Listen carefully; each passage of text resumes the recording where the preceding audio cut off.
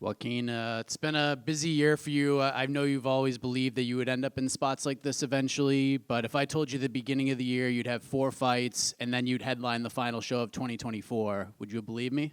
Yeah, not only would I believe you, but that's what I would tell you. That's what we planning on doing. So, beforehand, when I made that move to 170 this calendar year, not this calendar year, but going into this calendar year and fighting Vicente Luque, I knew that I wanted to be the most active fighter in the welterweight division, and I wanted to get 4 in this year. Yep.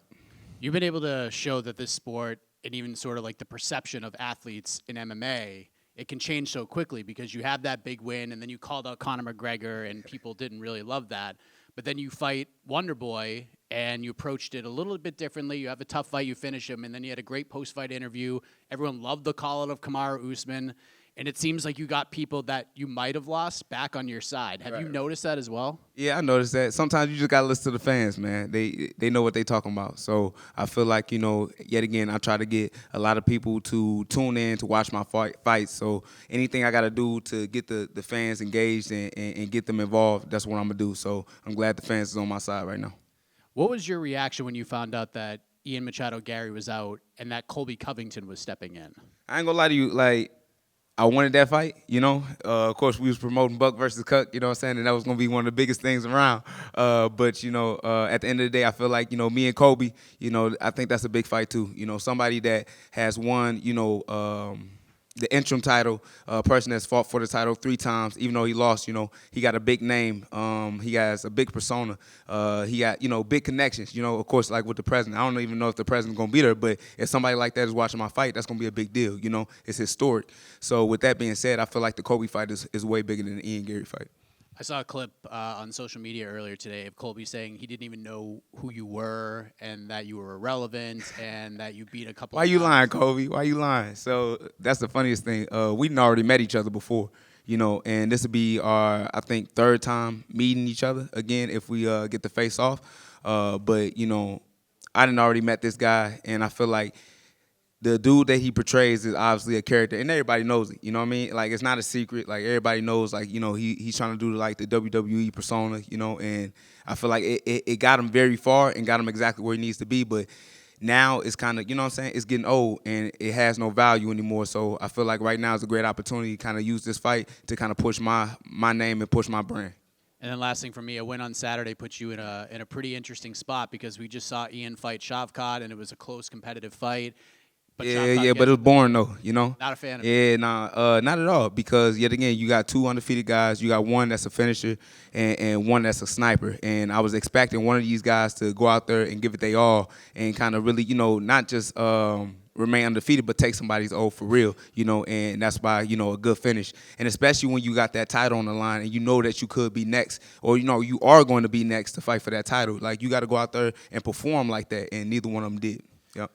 Joaquin, do you think this almost worked out for the best, right? Because let's say you fought Ian and then you beat him. There's a chance you never get to fight the guys like Colby Covington who have sort of been at the top but maybe not there anymore, right? But now is the perfect opportunity for you to beat someone with a name, take that name and go on forward with it. Do you think this is like the sort of worked out better for you in a way?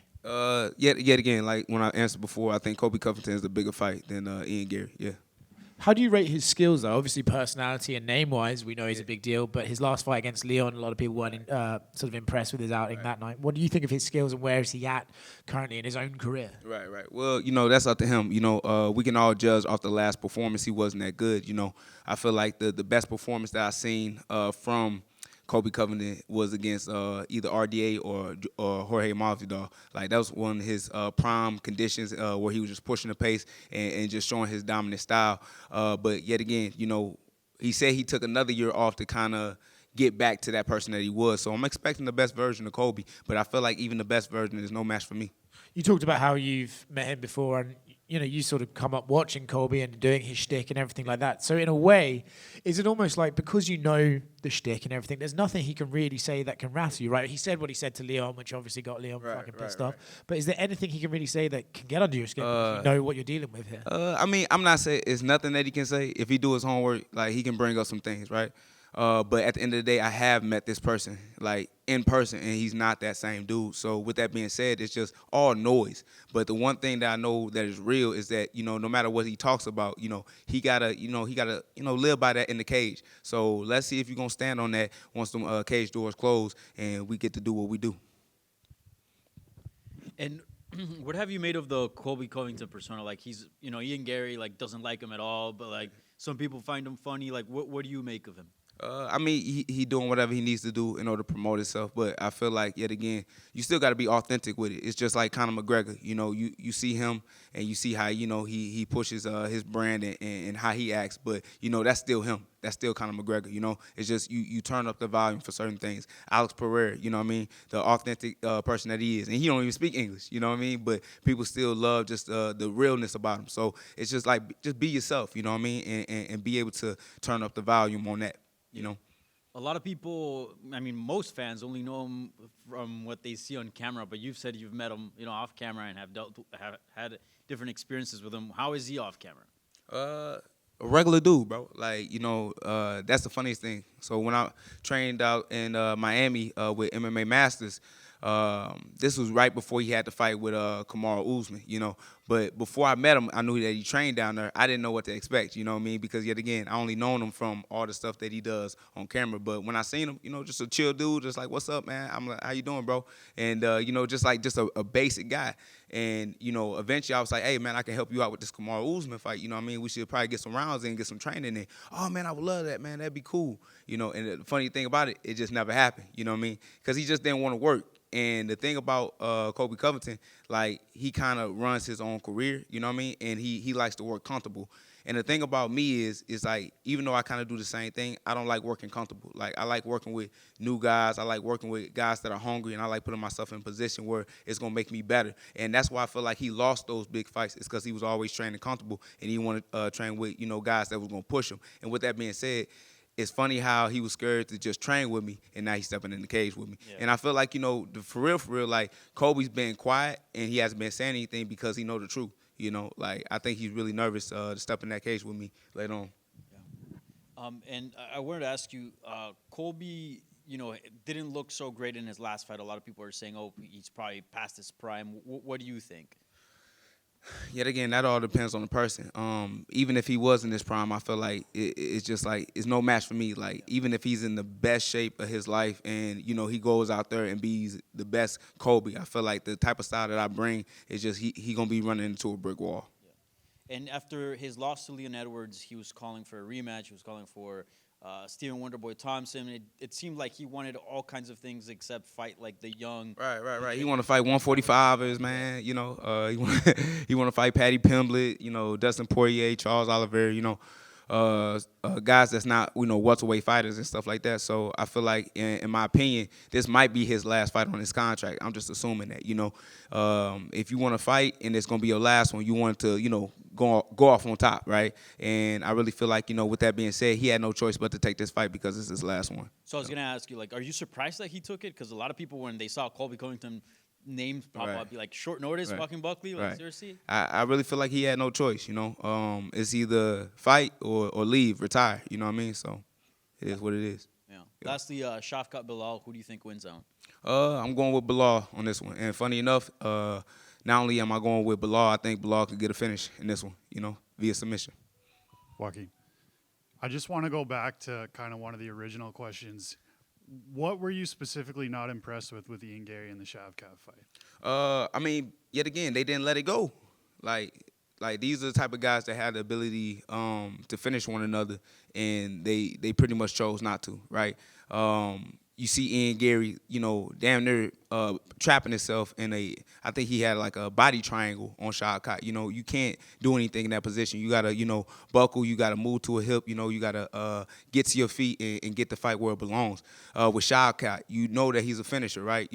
But it looks like he was trying to grapple the whole time and just clinch up against the cage. So neither one of the guys kind of let it go, and I feel like, it kind of disappointed the fans because they really wanted to see something special that night. And then going back to, like, the fans' opinion of fighters, like, how much do you really have to take that into account, right? Because you saw kind of two things that night. Like, people kind of switched on Brian Battle. You know, he went out in France. He had that thing on the microphone. Everybody loved him. And then he missed weight, and he arguably gets a split decision against Randy Brown. Everybody doesn't like Brian Battle right now. And then with Ian Gary, the fans were like, Right, it switch up. yeah, it switched up on I mean, for real, you know, you shouldn't worry about the switch up. But with Brian Battles, it's kind of stupid because I think people could have still been on his side. You know, I don't know why you know, flicking off, you know, in Vegas. You did miss weight, you know. Like, as a professional, you know, and this ain't the first time he missed weight either, right? I remember back in the day that we was going to try to set something up for Boston. And I told him, one thing I need you to do is just make the weight. Because at the end of the day, that's what it takes, you know, in order to step into the cage with somebody that also put that same work ethic in with you. You know, y'all both made the same sacrifices, so y'all both get the reward where we get to fight one another. You know, I feel like you shouldn't be able to step in that cage if you're not able to make weight. But with that being said, it's just like, bro, you know, take your L with the fans, you know, just because they booed you and stuff like that. And plus, it wasn't like a crazy performance from Battles anyway, you know. That was the first time I seen my man turn into a wrestler. So it's just like, at the end of the day, it's just like, you know, listen to the fans, you know, and when you listen to the fans, bro, you know, they'll turn around and, yeah, they got your back. And then you got a chance to tie, buddy, yours, Charles Johnson with 4 wins. Yeah, exactly, man. Did you see Pantoja in the post-fight? They brought up Charles Johnson, and he kind of went, who? I don't know if he. Oh, no, I missed that. So they asked him about Charles Johnson, and he said, who? I think he was pretending to not know him. Right. But, yeah, I don't know that. But, you know, at the end of the day, I feel like, you know, the UFC already tried to find somebody outside the organization. So now it's time to find somebody that's in the organization. And obviously they had a couple people, you know, that failed, you know, that could have fought Pantoja, but ended up losing to, you know, two big names like, you know, Tosuro and what's the name? Amir Abazi. You know, they both had their opportunities, but they both lost. So I feel like now you got to go searching within the, you know, rankings and just pull up a guy and give him a shot. And Charles Johnson should be that guy. Just a quick one here. This is obviously a big fight in the division. So we know that Shafkat's next for Bilal, but do you feel like you went here and your next fight is the one? Man, I feel like I'm leapfrogging over Shafkat. You know, yeah. And I feel like he injury prone too. Like I feel like he always getting injured. Some always wrong with him. So he might not even show up to the fight, and it might just be me and Bilal next year. You know, but yet again, the performance got to speak first. You know, yet again, I can't just go out there and just get my hand raised by, you know, a split decision.